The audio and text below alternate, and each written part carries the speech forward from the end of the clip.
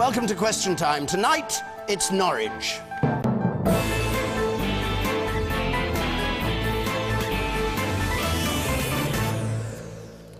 And today, the day of the first by-election that has been provoked by the expenses scandal here in Norwich, we have on the panel for our last programme of the summer, Geoff Hoon, the former Defence Secretary, Shirley Williams, Liberal Democrat peer, Sayeeda Warsi, Shadow Community Cohesion Minister, the broadcaster and poet Clive James, and the Respect MP, George Galloway.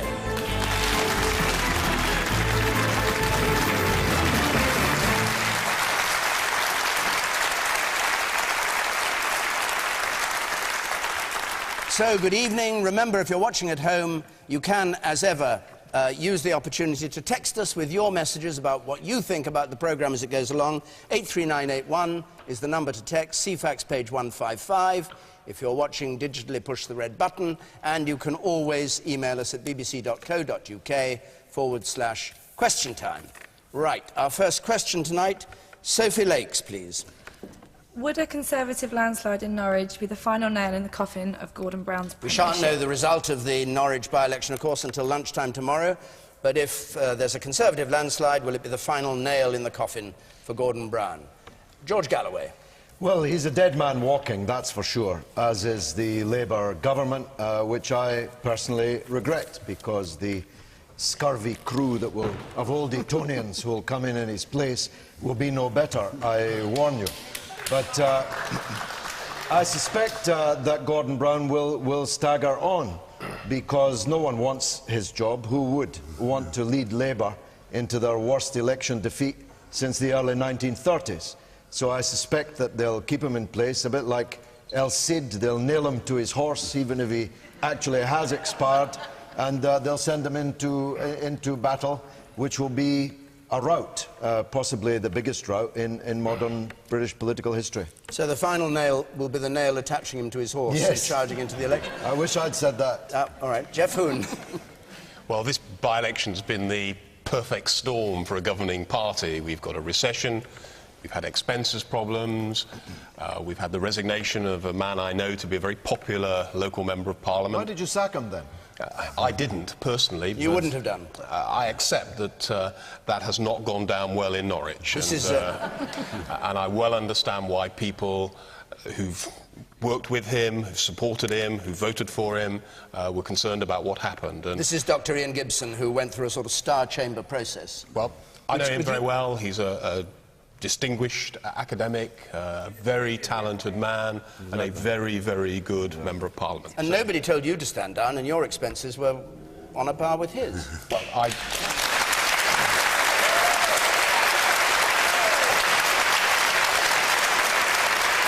think what's important, we'll recognise that there were real problems that we have got to sort out. We've got to get this right, and we've got to have a proper debate about how to properly ensure that everyone can stand for Parliament, because those expenses are largely about making sure that anyone can stand for Parliament, because the risk, if we go too far down this road, is that only wealthy people will be able to become members of Parliament.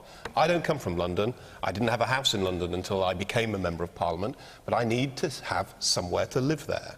And that's true of most members of Parliament who represent constituencies out of London. What are you saying, ma'am? I said, so did Ian. And that was all he did, is he had a house. Well, I've said I the like Tsar Ian. Chamber, I'm sorry, the Star Chamber through a very honourable man who did a good job representing us, who was decent in every single way out for no reason. That's why they threw him out. A perfect hurricane is a natural phenomenon. A perfect storm is, this is self-inflicted injury. Well, if the Labour Party wants to commit suicide, go for it. Keep this stuff up. Okay. The question, let's just go back to the question is it going to be the final nail in the coffin of Gordon Brown's premiership? No, it isn't, because I think of the particular circumstances that I set out, we were always going to have real problems in this by-election, and I don't think there's any doubt about that. So what is important, though, is that we go on taking the difficult decisions that are necessary through a recession to get this country back on the road to recovery. And you think you can win if you do that? That's what the Prime Minister is doing, every day focusing on those important. But do you think you can win, details. or do you think there's going to be a perfect storm? I think it's pretty difficult for us to win. Oh, really? The by-election. Oh, I thought you meant the general election. The by-election. That's what we were talking about, David. I thought you were talking about carrying on doing the job after the by-election, and it would be difficult to win. Yeah, it will be difficult to win the by-election. We will go on working hard in the interests of this country until a general election is called. Sir. Many senior people in the Labour Party who did far worse than Ian Gibson did, and they're still there and they haven't been touched. And Ian Gibson was sacrificed to show that they were doing something, and that's the only reason he was sacked. Well, I understand the concern that people have here about Ian's case and also generally about expenses. But what is really important is that we can go on and on and on. We can talk every week about the problems of the expenses in the past. What's really important is that we have the kind of discussion that I was describing, because the risk is clear that you will end up with a situation where only very rich people can stand for Parliament. Now, that would be a catastrophe for our democracy. All right, so we've got to have that sort of discussion about the way forward, and that's what we're going to do. Let's come back to the issue of this by-election and the effect on Gordon Brown. Shirley Williams. Well, I agree very much with what the gentleman there said. I think there's little doubt that Ian Gibson came before something close to a star chamber of his own party, that without being given, in my view, a proper opportunity to explain what had happened, he was condemned as the first casualty of the scapegoating of MPs. But let's be honest, this isn't just the scapegoating by the parties, it's also the scapegoating by some parts of the press. I've had one or two colleagues of mine who are totally blameless, who've been presented as having broken the rules. For example, a married couple were each paid for half of the cost of their second home and were then treated as having, as it were, claimed twice for that second home, which I went back and found was to be totally untrue. So what we're looking at is a tremendously hysterical climate which has been created by the campaign by the Daily Telegraph. It's picked up some people... No, hang on, just a minute. It's come before some people who... just a minute. It come before some people who, in my view, should come before the civil courts and be condemned and fined and sent, if necessary, to prison. It's also, in the great hysteria that's followed it, captured some MPs who are totally blameless or close to blameless, and in my view, it's become a kind of frenzy. So, yes, get the people that are guilty, punish them like any other member of this society, but don't get everybody in the run. That means that you can't any longer defend yourself. A brief comment on that, then let's come back to the question. Yes, I'd just like to reinforce the fact that I don't think the press should be blamed. If the guilt wasn't there to start with, the press wouldn't have found anything. Oh, come on. And there are...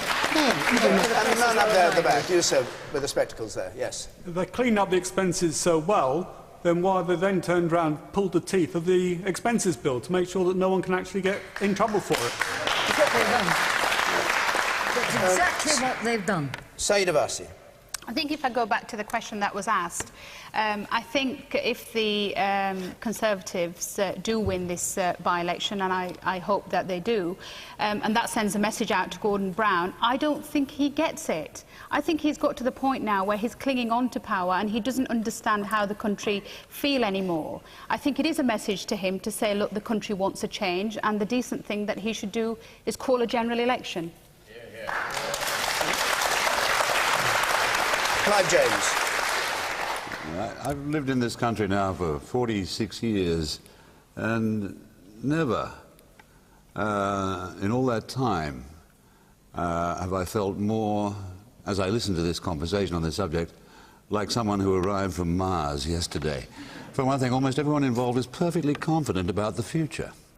They seem to know when the general election is, and as far as I know, it could be as long as a year away, couldn't it? Mm-hmm. Well, that's a lot of future to be confident about. Now, Polly Toynbee in The Guardian has been telling us every week, regular as clockwork, since Gordon Brown took his post, that this is his last chance and the Labour Party's last chance. He's had one last chance after another, and he's probably going to have another last chance tonight. And he'll emerge from that, and he'll march on. And I think probably the party that wins the next general election will be the one that gives the most plausible proposition of how it can correct what I think Baroness Williams has perfectly well characterised as an aberration which can be fixed. The whole business about expenses is damage to the house, but damage doesn't mean destroyed. The house doesn't fall down because there's dirt on the floor. You clean it out. And the party that can promise to do the best job of that has got a very, very good chance of winning. But the idea that Brown is going to be doomed by a loss tonight is crazy. Yes, sir. Mr. Hoon, would you agree that if your party had any sort of a backbone, you would have already got rid of Gordon Brown after the local elections and put someone more capable in his place already? No, I don't accept that. Gordon Brown's working extraordinarily hard in order to ensure that the tremendous record that he had as Chancellor of the Exchequer is continued whilst he's Prime Minister, and it is important, it is vitally important that he and the whole government focus on getting this country's economy right. Mr. Hoon, you said that Ian Gibson resigned. Well, he did in some way, but he was deselected against the wishes of the constituency Labour Party.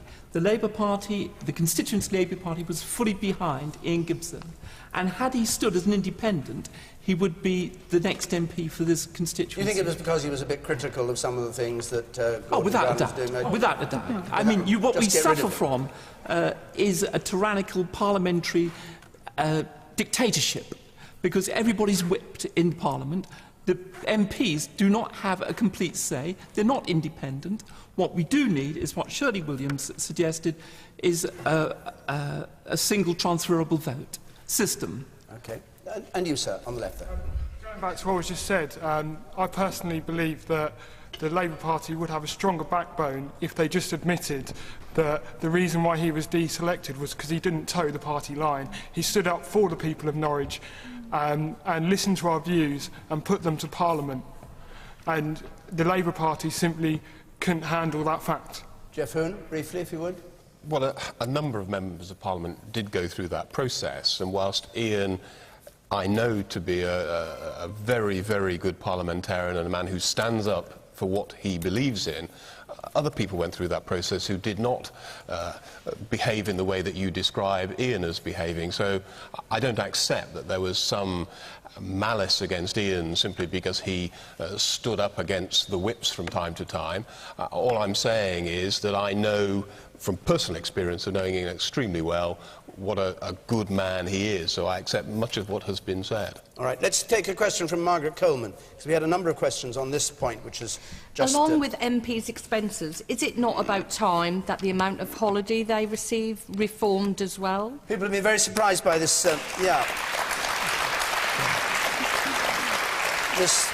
this Parliament sitting for less time than any Parliament for many years, a 12 weeks holiday. George Galloway, you're taking 12 weeks holiday. Is it a good thing? Some people think it was a rather good thing, I suppose. Wouldn't it be better if this Parliament never came back? This is a Parliament of poodles with pagers and follow-the-leader politics, and Ian Gibson was witch-hunted because he was a man of independent mind, because he opposed Geoff Hoon's wars, Tony Blair's wars, because he exposed the New Labour apostasy at every turn. Now, a parliament like that, of automatons, it would be better if they went on holiday and never came back. It would be even better if they called a general election now and let people elect a new parliament. That would be the best thing. Sayeeda, I think Parliament has risen and you're sitting again on October the 12th, which seems quite a long holiday to most working people. It does, but members of the House of Lords, as Shirley will tell you, we're not salaried, so we don't get paid when we're not supposed to be at Parliament. But what I would say to you in defence of members of Parliament is this, that members of Parliament aren't just elected to go to Westminster and work. These 12 weeks, they should actually be working in their constituencies, and I know many of my colleagues will be working in constituencies. We've broken up this last week. Next week on Monday, me and many of my parliamentary colleagues will be going out to Bosnia for a week to deliver a social action project, so they will actually be doing real work with real communities. And there are many of my colleagues who are involved in a number of projects like that. I'm sure people will take their 2 weeks holiday, possibly even 3 weeks holiday, but I think they're entitled to that. But to suggest that members of Parliament will be on holiday for 12 weeks, I think is incorrect. Okay. The woman in the front here. respect, I've heard it said that Gordon Brown doesn't understand what the people want. With respect, I don't think any MP knows what the little man on the street wants, because you're saying that they work in their constituencies. It's the look of the thing. It's, you know, we've got men fighting a war. Whether you believe in it or not is irrelevant. You've got them, and they don't get expenses. They don't get any extras. But MPs who have what seems to the general public long holidays do. So when you say that he doesn't understand, and I'm sure he doesn't, but I don't feel that anyone does, I've tried to get my local MP, and it is like trying to find chicken's teeth, to be honest. They're very rarely available, and you have to make appointments. They're not, unless there's an election. If there's election, you can guarantee that EastEnders will be disturbed. But if there's no election, there's no MP. So I don't feel that any MP actually has got a handle on what the little man out in the street actually wants and feels, and what he thinks about not only this government, but any other government that comes in that doesn't do something about the amount of money that's given out in expenses. Right. Geoff, when I come Thank to you. Shirley Williams, what do you say to that? Yeah, I will take that briefly. I mean, obviously MPs are like teachers or doctors or civil servants. They're a good and bad. But quite frankly, if a good MP will work 70 hours a week, he or she will conduct 5 or 6 surgeries every month in their constituency. They'll go up for endless civic occasions and meetings and speeches and meeting with NGOs. A decent MP will do at least a 60-hour week, I would say, and that includes weekends. You don't get Saturdays off if you're an MP, or Friday nights off. And I remember when I was an MP, and I was an MP for 17 years, I remember actually longing for one evening which I could spend with my family. So I do think, frankly, that because there are some bad MPs, decent MPs are getting a hell of a ragging, and I don't think they deserve it. And after a while, you're going to drive out good MPs, because it will be so hard to be an MP that nobody good will stand for it. And that's going to be real danger. And I know a lot of young people that I know are saying, not for me, I don't want to have anything more to do with it. And that's not good news for anybody, and not, above all, for democracy. Woman in the middle there. I noticed you mentioned in the middle of the audience there, yes. I've every respect for MPs who work hard and put in 60 to 70-hour weeks. I've got all the time in the world for them. But the MPs who manage to fit in as well a second or a third job and write columns and get paid chicken feed, all right, he's not an MP, but chicken feed for a column, £250,000 a year. Mayor of London. Yeah. How come the ones that are working so hard but still manage to fit in all these consultants and these extra second jobs? Teachers, doctors don't do second jobs while they're working long committed hours. Clive James? There's a dangerous tendency to make out that all of the MPs have been racketeers. Quite obviously, some of them do have second and third jobs. They're usually pretty good at them. They gain knowledge from those jobs that they can plough back into the job of being an MP. But leaving all that aside, the whole business of categorising all the MPs as being on the take has already had one very, very bad effect. It's given the media the illusion that they are running the country. For several months now, the press has been under the impression that it's part of the government, and this is always dangerous. It's a version of populism that gets very, very close to fascism. And some of the articles you read where it says, let's get rid of the whole lot of them and return power to the people, it's the kind of article that Mussolini used to write at the beginning of his career. You have a representative system. A representative system is very valuable. If something's gone wrong with it, correct it. But the idea that there can be a mass transformation in which the whole of the tradition that's been learned over several hundred years now can be swept away is worse than an illusion. It's quite dangerous, I think. Person in the very back there. Yeah, I noticed you mentioned it was unrealistic for MPs to spend a great deal of time on holiday away from their constituents. George, how was Big Brother? It was fine. It was mainly during the Christmas, New Year recess. I don't know if you fully grasped that point. That's the holiday. It's called the holiday. It's called the holiday. Now, most of us, there's a rare outbreak of consensus on this point, will definitely not be on holiday for 12 weeks or 13 weeks. I'm in my constituency every day, and even when I'm on holiday, I will be in it at weekends. mainly because I'm coming back to do a radio show every Friday and Saturday night from 10 o'clock at night. Yeah, we'll do without the commercial. Second job, George. Your holidays are spent with Big Brother. It's curious. And Geoff Hoon, let's round this up. Just pulling a number of points together. Why did Ian Gibson have such a good reputation in Norwich? Not only because he stood up for what he believed in Parliament, but actually because he worked extremely hard on behalf of the people that he represented. And he can only do that by being in Norwich, holding surgeries, going to meetings, going to factories. When this programme finishes, I will drive for 3 hours, and because in the morning at 9:30 I will be visiting a factory in my constituency. I will then go on to a number of other engagements before spending most of the afternoon and into the early evening holding surgeries, and I'm astonished that it's so difficult to see. But it's Ian Gibson who lost his job because he did that, well, not you. No, but the point I'm making is that I don't think that I am anything other than typical of what most members of Parliament do most of the time. Okay. Most of the time they will leave London on a Thursday night and go up to their constituency and spend all of Friday into Saturday, sometimes on Sunday if there's civic service or some garden fete, especially in the summer. They're doing that week in, week out. So, with the greatest respect, the word holiday conjures up, in most people's mind, something very different from what I will be doing. Right. Surely part of the point you're also making is that Ian Gibson, if he was such a paragon, and quite obviously he was, attending every surgery, working endlessly for his constituents, it wasn't only a tactical blunder for the Prime Minister to fire him, it was some kind of moral lapse, was it not? An almost disqualifying one. Well, I don't, of course, mean to embarrass you. The whole nation does, but I don't. You've probably succeeded. But what is important is that the Labour Party went through a process. A number of members of Parliament went through that process. Ian Gibson was not the only one.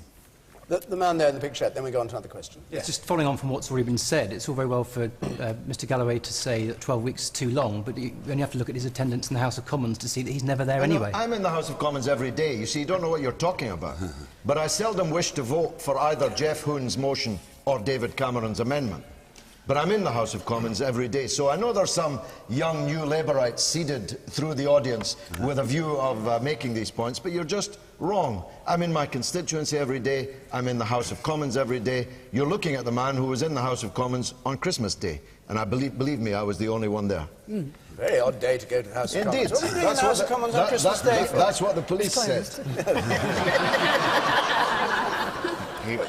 He was handing out gifts. Are you a Labour Party? Are you a young Labour plant, by any chance? Certainly not, no. No, thank you. Let's go on to another question.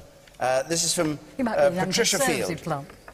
Patricia Field. How concerned should I be that non-medically trained staff are advising me about swine flu? This is this new thing. OK. It started today, this, and you can ring up, and some extraordinary number, 2,600 people a second have been ringing up, but apparently you get people who are not medically trained. Shirley Williams. Well, if they are, as it were, bureaucrats, they shouldn't be advising you. If they're doctors with experience of this kind of epidemic, they should be advising you. I actually think the Department of Health has handled the epidemic fairly well, although I think there's been a real problem, and the real problem, in my view, has been that the new so-called flu hotline, in which people can ring up and find out what their symptoms are and so on, without, above all, going to their GPs and spreading the disease, has been held up for some 6 months because of stupid quarrels between the Treasury and the Department of Health. It should have been in being at least 4 or 5 months ago. Having said that, I think that most things are in line. We're going to get the vaccine in September, but it is scary because we've seen in the last, I think, couple of weeks an increase to 100,000 cases. So while I think I would say quite clearly, and it's not in my political interest to say that the Department of Health has handled it pretty well, I think the arguments of the Treasury have wasted a lot of extremely important time. Patricia Field, what's your concern? Well, I'm not particularly concerned. I mean, I had Asian flu in the 50s and I had flu in the 90s, and I think you go to bed with paracetamol. I think it actually encourages the worried well to ring up and therefore just increases the traffic. And I think it just exacerbates the situation. Clive James? Well, I'm getting towards the end of my spin, so I'm probably less worried about swine flu than young people are. I know a couple of young people, especially young women, who just at the beginning of their married life, one of them. You're kind of ready to drop off the perch. Yes, well, in fact, I'm actually dropping off the twig right now. This may be my last hurrah, but I know that these young people are very worried about it, especially if they're going to have babies and so on. Which brings it sort of into focus for me. I tend to blur when I pick up the newspaper and say, worst case scenario, 65,000 dead. Well, the 65,000 dead is very big, and worst case scenario is written very small. It's unlikely to happen. But on the other hand, I'm old enough to remember what my mother told me about the outbreak of flu after World War I that killed more people than World War I did. Yeah, absolutely. See, viruses don't care. This virus is a swine, in fact. And you don't know what it's going to do. But the vaccine seems to be ready or near ready. There's no reason to despair, but there's certainly reason to be cautious. But I'm the wrong person to ask about it because I've managed to live a normal man without one of these things happening. When one of these things happens, it's just a reminder that we're on the earth by chance and there's no guarantee about it. And an outbreak of disease can really do these things. Yes, sir. Where are all these numbers coming from? If 100,000 people have suddenly got it this week, then are they not just numbers that are being plucked out of the sky if no one's actually being diagnosed with anything? If these numbers, are they just meant to scare the public, or what? Sayeeda Warsi. I think if I go back to the original question, which is that am I concerned that these people are going to be advising us who are not medics, not if they're properly trained and not if they're properly resourced and not if they're not exhausted when you actually ring them. I was listening to a number of people who were working in these call centres who were concerned about the long hours that they were doing. But the worry that I have is that this line should have been in place back in April of this year, which is when the World Health Organization said that we were at a certain critical level where this line should have been in place. And according to the government's own planning, it should have been in place then. It wasn't. And we now find ourselves with this website, which actually, interestingly, I tried twice today just to get some general information. And each time it said, once I was frozen out, and the second time it said, we are too busy, try back later. And I think if I was suffering with swine flu and had the symptoms that are being described, it would take enough energy to get to my laptop first time to switch on and find out what my symptoms were, rather than being told to try again when I had a little bit more time. So I do have a concern. But one thing that concerns me more than that, David, if I can address this, is that there are now predictions that 1,500 people a day could be admitted to hospital care because of this particular flu. And the concern that I have is we have some of the lowest critical bed levels in our hospitals in the whole of Western Europe. I mean, I'll give you an example. Germany has 24 critical beds in their hospitals for every 100,000 people. We have 3.3. Now, compare that to the fact that we may end up with 1,500 people a day needing critical beds. We are not prepared for this in the way that the government are saying they are.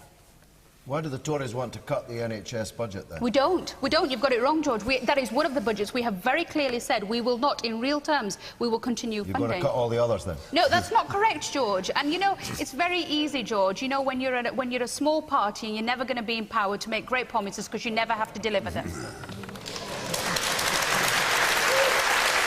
The woman in pink there. The woman in pink. Thank you. I've had experience just today with the other brand new NHS phone line where you phone up to get an appointment to see a consultant when your GP has referred you.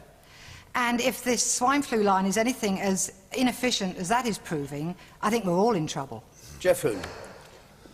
The question referred to the worried well ringing, but of course that's what they've been doing, and that's why this helpline is absolutely vital, because they have been ringing across the country their GPs, surgeries overwhelmed by the numbers of calls, phones down, all of the problems that have been described. So this is a planned response to the prospect and possibility of a pandemic. And actually the government have been given very good ratings by the World Health Organization for our preparation for the prospect of a pandemic. I've sat through presentations about the prospect of a flu pandemic in Cabinet over several years. So we are prepared for this. We are putting in place the right mechanisms. But what's crucial is that we put in place the right kind of advice for people who are ringing up who are not actually ill, but obviously are worried. avoid. And that is why these helplines are so important. The man there. Yes, you, sir. Isn't all of this talk about swine flu over the top? I mean, every day we're assured on the television that it's a minor matter. It's not a serious complaint for most people, and the mortality rate is only about the same as it is for seasonal flu. Aren't we sort of spending money on this because it's all been hyped up quite ludicrously, really, by the media and, I dare say, the press?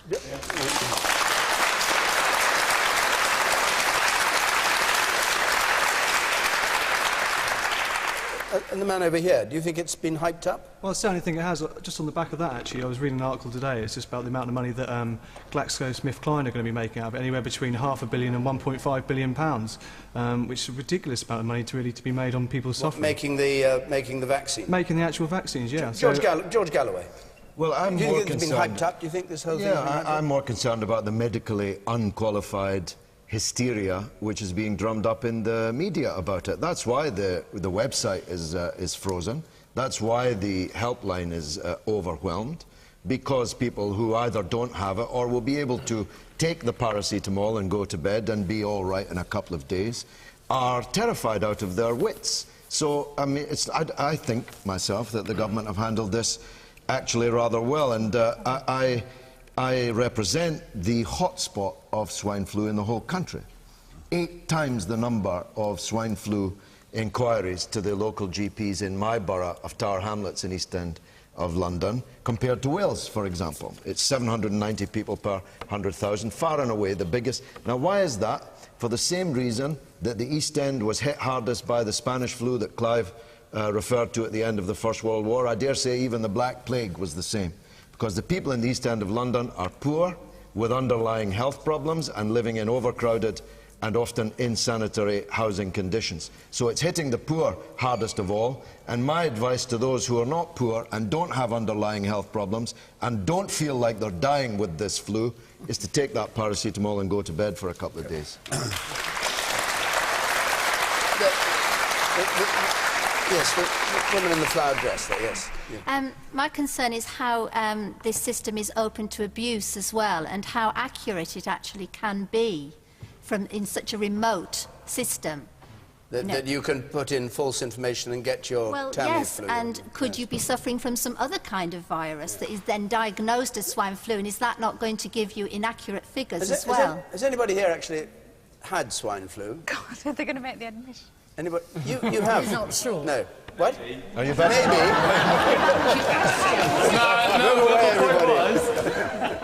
I did, 2 weeks ago, I came back from the States and I was feeling pretty ill. Right. And then we felt that I should phone up the doctor to find out what was going on. Didn't go in to go see him. He then phoned me back and I spoke to him, and I ended up taking the Tamiflu for whatever reason. I don't know whether I have it or not. Okay. So that's where all these statistics coming from.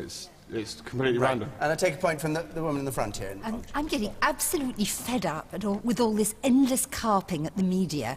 If you read a sensible broadsheet newspaper, you don't have to ring up the helpline. The Times has had lists of symptoms, exactly what you ought to do, how you ought to address it, when you need the Tamiflu, when you don't. They're doing a good job, and without the media, I think we would know a lot less about it. Okay, good. Let's go on. Yes, of course. Can I just break in and say that I am fairly sure that I've got it, but I've got so much else wrong with me that I can't tell. And apparently that is the actual medical fact, that swine flu tends to exacerbate something you've got already, but if you haven't got something already, you probably won't suffer. And I'm probably overdoing my old man act tonight, but let me tell you, I've been alive long enough to remember when I was a kid, polio was still a thing. This was before Jonas Salk had discovered the vaccine. Polio came to visit each street, and it would pick one child and wither a limb, and they would be with you in school for the rest of your school career. I remember it. And the great story of the modern age, which didn't begin that long ago, it began mainly in France and here, especially in Britain, is the story of fighting disease. It's a very new thing. And we ought to be very, very grateful for it, that we've got at least the option of having a vaccine. It might be maladministered, but at least the option is there. Okay. The woman... I'll take one more point. Yes. I'd just like to take issue with the lady down there. What is the Times if it isn't media? It's a medium. No, but she said she thought it was wrong to attack the media because she discovered from the Times, which she called a broadsheet, which is not quite. Yeah, but not everybody has the Times. Not everybody has the Times. I think we better leave this subject before we start being accused of advertising. James Archer, please. James Archer.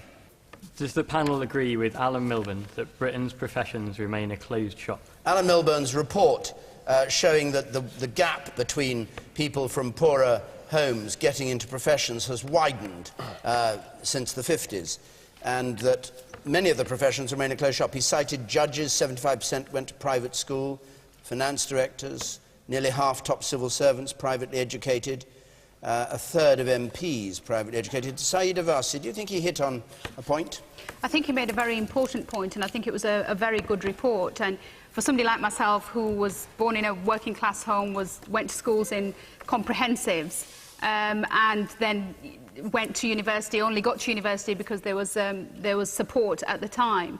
I see the challenges, the real challenges for working class kids and even kind of lower middle class kids that have in getting into the higher professions. But I think it's not just as narrow as Alan Milburn said in his report. I think there are a huge range of factors, from a decent education right at the outset, from having more apprenticeships, from having more support when people are going into higher education, from supporting families so that there's more family strength and support when those children are wanting to achieve. And there's something very, very simple like internships. You know, I'm amazed as to how many children from kind of middle class or upper middle class families manage to find internships, and they seem to be closed to other communities. So I think there is a huge challenge. He's raised some very important points, and like I've said on many, many occasions, that the next government is going to have not just the challenge of mending our broken economy, but also mending our broken society, which very much includes looking again at social mobility, which unfortunately has gone down over the last decade. But why has it gone down?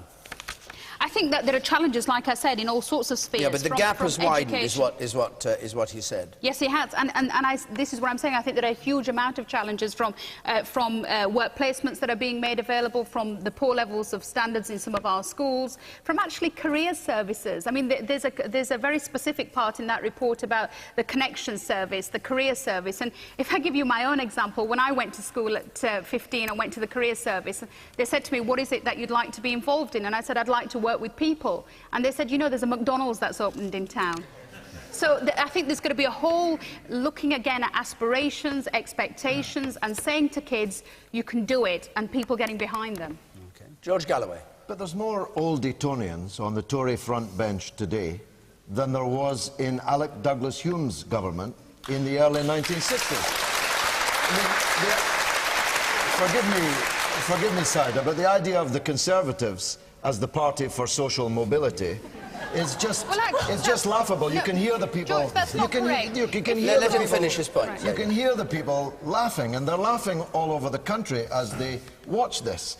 The Tory party is the party of the richest and most successful and most powerful people in this country. It always was, and it always will be. No, for God's sake, man, Margaret Thatcher was a grocer's daughter. Yes, what are you talking about? Well, let's talk about the current Tory front bench. Privately educated, Oxbridge educated, and mainly, or rather largely, old Etonian. That's just a fact. Now, the great disaster is that 12, 13, 14 years of new Labour government has actually not only not narrowed that gap, but has actually widened it. The gap between rich and poor in Britain today is wider than it was when Charles Dickens wrote Oliver Twist. And that with record parliamentary majorities and the richest period in British economic history. It's an absolute disgrace. Geoff should hang his head in shame that Alan Milburn's had to point out that social mobility in this country is going in the opposite direction. The Oxbridge takes 8 times as many pupils from private schools as it does from state schools. And the people who go to Oxbridge get the top jobs. Just check the BBC website and see. Can I come back on no, we'll just wait a moment. One of the things that Geoff Hoon, that Milburn said in his report, is the biggest problem wasn't a shortage of parental aspiration, but a shortage of good schools. How long has Labour been in power? Well, what's important is that we give opportunities to everyone, irrespective of their background, irrespective of their origin. But that's words, isn't it? You've been in government over a decade. It's words if you just say that's important. Of course it is, but what the report actually... What have you actually done to narrow the gap that he's identified? But what the report highlights is the importance that parents have in terms of creating the opportunities to get into the traditional professions and indeed some of the new ones. And Sayeeda mentioned internships. One of the answers to Sayeeda's question about why it is that she sees so many middle-class young people on internships is that very often they are unpaid. And it's only middle-class parents who can afford that. Television is a classic illustration, David. If you want a career in television these days, you have to spend a year or 2 years often working for nothing with no prospect, no guarantee necessarily of getting a job. Now that is a huge barrier. That is a huge barrier to people from modest backgrounds establishing themselves in that particular line of work. And one of the ironies actually is that when I qualified as a lawyer, there were similar difficulties in the law. But actually these days, in most chambers for barristers, and certainly in most solicitors' offices, there is now pay at a time when there wasn't. So there are greater opportunities there. But I accept one of the difficulties is, and this is Alan's point, that middle-class parents are able to negotiate those processes. But if that's always been true, why has it got worse since the late 50s to the present? I think it has got worse, and I see the law as an illustration of this.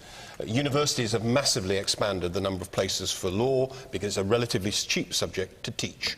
So you encourage large numbers of young people, you make the whole process far more competitive. So you've got many more people out there studying law, wanting to go into the profession, but with a fairly fixed number of opportunities. So the parents, the pushy parents that Alan Milburn describes, who are able to negotiate their way around, who have a dinner party and they know the local solicitor or local member of the bar, they can create the opportunities. But crucially, it is not just the traditional... He says there's not a lack of parental aspiration, it's the schools. Well, a lack of good schools, which is quite a condemnation. Well, what I'd say about the schools is this.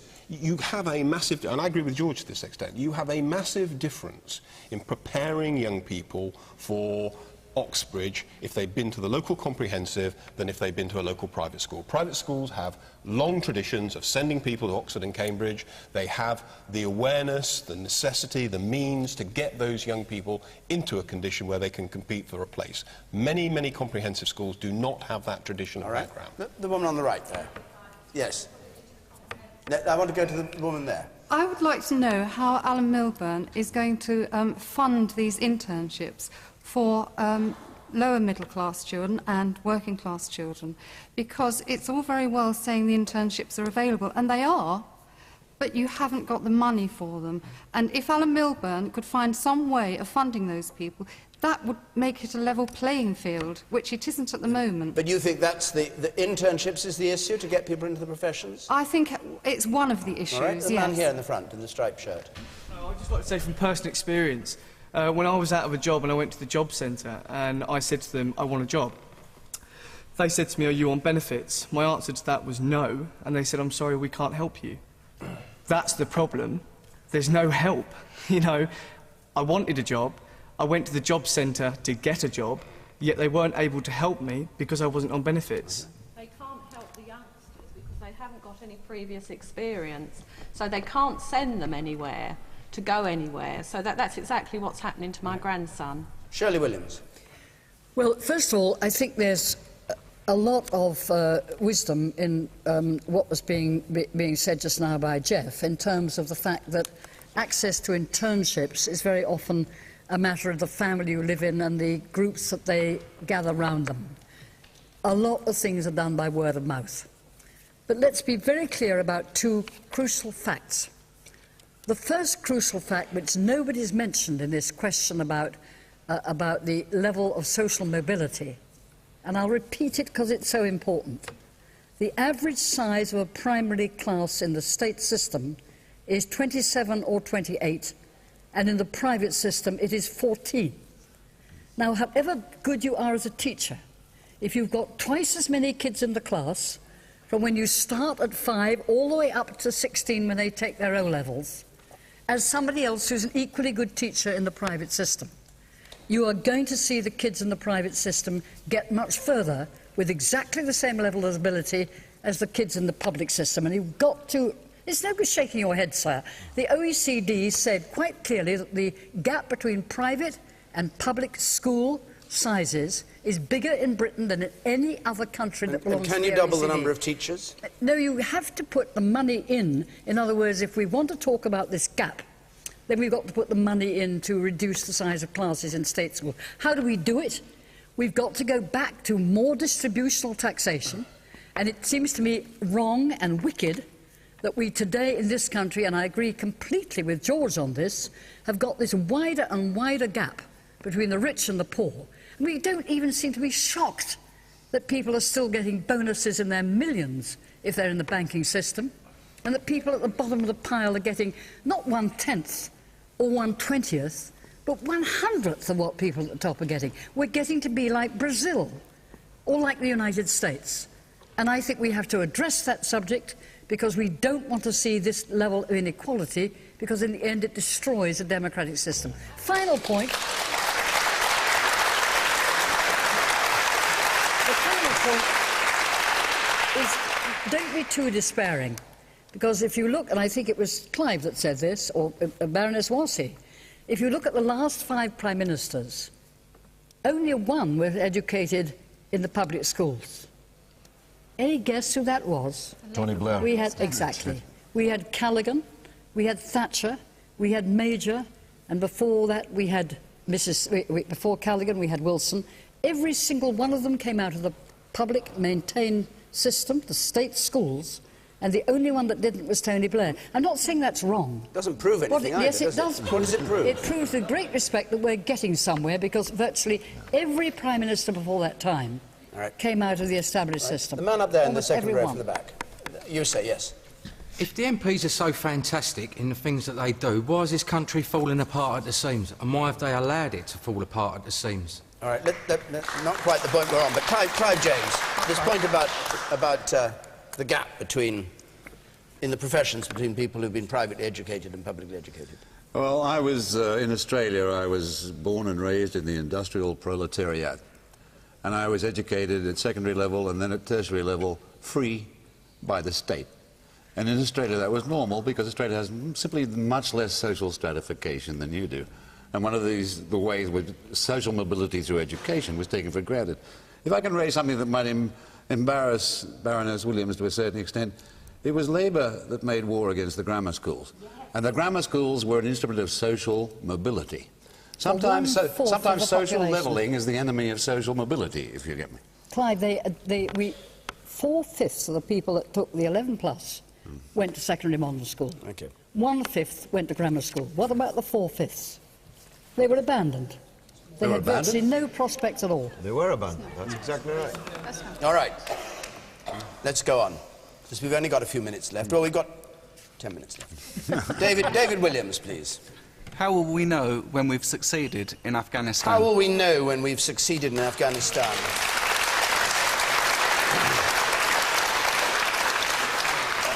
Let's not have too long a history lesson here. Let's just have an answer to that question. George Galloway. This war is doomed. It has never been the case that the Afghans have allowed any foreign armies to occupy their country. Alexander the Great failed, and Captain Mannering, Bob Ainsworth, the new defence minister, ain't no Alexander the Great. Sooner or later, this war will have to come to a negotiated end, and it's better that it's sooner, given the rate of attrition of our own young men, not to mention the young men and women of Afghanistan. We have legitimate rights vis-à-vis Afghanistan. We have a legitimate right that a pan-Islamist terrorist movement is not based there and does not strike us or our interests in the world. But we have no right, and indeed no possibility of, occupying Afghanistan, remaking it in some kind of parliamentary image, and certainly not with the raw material that we're operating with. We've exchanged one gang of warlords in Afghanistan for our own gang of warlords, who, if anything, are even worse in terms of governance than the people that we, but George, by force of arms, threw out. You say we have the right to prevent ourselves being attacked from there. What do you say to what the Foreign Office Minister, Lord Malloch Brown, said, which was the main threat comes from Pakistan and Somalia, not Afghanistan? Well, that's exactly right. And so you mean we're in the wrong place, we're fighting in the wrong place? No, it's not that we're fighting in the wrong place. We're proliferating the kind of fanaticism which blew itself up on the London Underground and in the Twin Towers of New York City. I warned this, if you'll forgive me saying so, at the time when the House was recalled 4 days after 9/11. I said, if we handle this the wrong way, we'll make 10,000 new Bin Ladens. Right. And that's exactly what we've done. All right. So Geoff, better to get out of this trough before we're so deep into it that we can never get out of it. Geoff Hoon, how will we know? The question is, how will we know when we've succeeded? We will know when we've succeeded when British troops no longer need to be there to assist the Afghans to defend their own country. We are training Afghan soldiers. We've helped to train something like 90,000. There will soon be 130,000 Afghan soldiers. We need to ensure that they have the ability to protect both their own people but the wider world. And George touched upon it. I don't agree with George's analysis, but the largest single loss of British life in a terrorist incident was on 9/11. More British people died that day than in any other terrorist incident affecting our people. And we have to ensure that places like Afghanistan, and I accept equally places like Somalia and Pakistan, cannot be safe havens for terrorism, because that is where the attacks on 9/11 were launched from. We need to ensure that they become safe, stable countries. It was Saudi Arabia that 9/11 was launched from.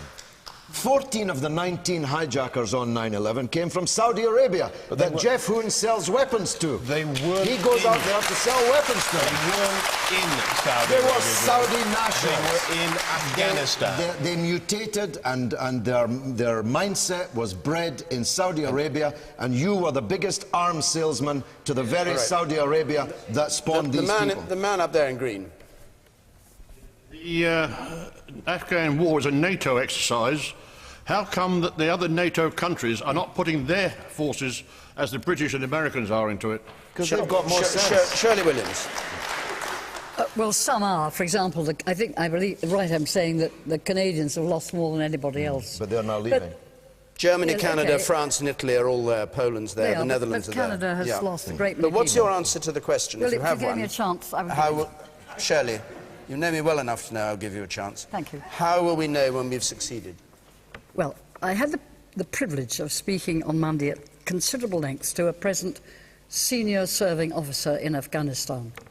And what he said, and I won't give his name because he's still a serving officer, he said that the time when we will know that we are beginning to be in a situation where we can leave Afghanistan is when the people of Afghanistan see that the alternative that is put to them is one that is more attractive than what they've now got.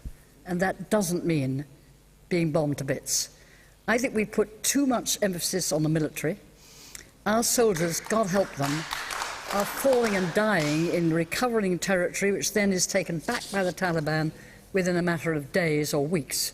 And then they have to fight and win it all over again. And the problem has been that there's been no backup to actually win the Afghans over to a society which is different than the one they've had. And that backup has to be essentially civilian. So I think that we've got our priorities a bit screwed up here. I think we've got to do more to show the Afghans that we can give them a better society, that we can rebuild their infrastructure, that we can give them an alternative, because I strongly believe that in the end, violence is its own worst enemy, and you've got to offer something better than, let's say, predators which knock out wedding parties, leaving behind, and here George is right, only the desire of young men to be suicide bombers. We've got to find a better answer, and that was what my army officer friend said to me. Sayeeda Warsi. I think this is a really difficult question, and I think that the government doesn't have a clear strategy. For somebody like me, who marched on the streets against war on many, many occasions, and I agree with George to this extent that the Afghan people cannot be conquered, and I sincerely hope did you march on the that we're streets not... against the invasion of Afghanistan? I protested at the time about the invasion in Afghanistan, yes. And I had real concerns about it. And the reason why I have concerns about the current strategy, you see, it's very easy now, and I think it's actually wrong when our young men are fighting out there, for us to say, let's cut and run, let's get out of there, we don't need to do it anymore. I think that is a very simplistic argument, and it is not a practical outcome. We owe it to the people out there now to actually leave that country in a much more stable condition than the one that we found. And let me give you a couple of issues that raise concern with me. I have a real interest in Afghani women, and I've looked at the state of Afghani women over the years that we've been out there. And the level of deaths and the level of suicide and self-immolation when women are actually setting fire to themselves because of the circumstances that they're in is worse now than it was before we went in. This government does not have a strategy. Right. And I tell you, I think this country with its young people is paying too high a price for a government that doesn't know what it's doing. Clive Jones. I think the war's over when the troops can come home without being driven home. The consequences of the British forces leaving because of the casualties they suffer against the Taliban would be horrendous for the women of Afghanistan. You should think of the women always in these regions, and especially in that one. The Taliban are a nightmare. It's a battle well worth fighting. It costs lives. Fighting, sorry, because of the Taliban, not because of Al-Qaeda? Because of Al-Qaeda and the Taliban are a continuous phenomenon. But Bill Clinton left Somalia in October 1993 because he lost 19 special forces in one day. 19. It was a big number. It was too much for American public opinion, and he pulled the troops out. It was a policy move, and it has many justifications. But one thing you've got to be sure of, look at Somalia now. Look what happened to Somalia since then. Essentially, we, the West, gave up the fight. Now, the argument that we caused the fight is sophistication, in my view. But we gave up the fight, and we left the warlords to themselves. Leaving Afghanistan to itself at this stage, when the government of Afghanistan is doing its best to get itself together, would be a criminal act. Okay.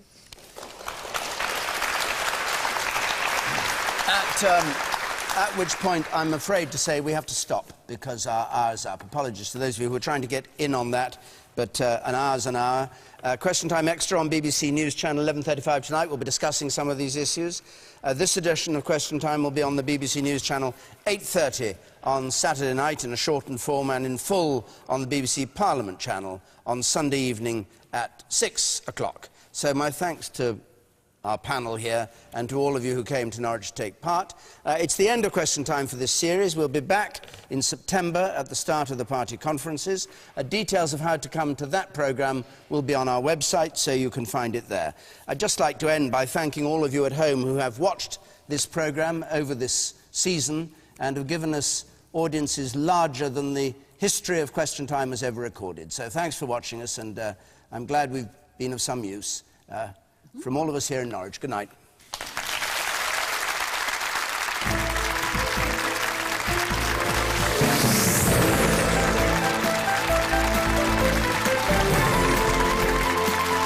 An inspiring teacher with a dark secret, Half Nelson, is tonight's film next here on BBC One Scotland.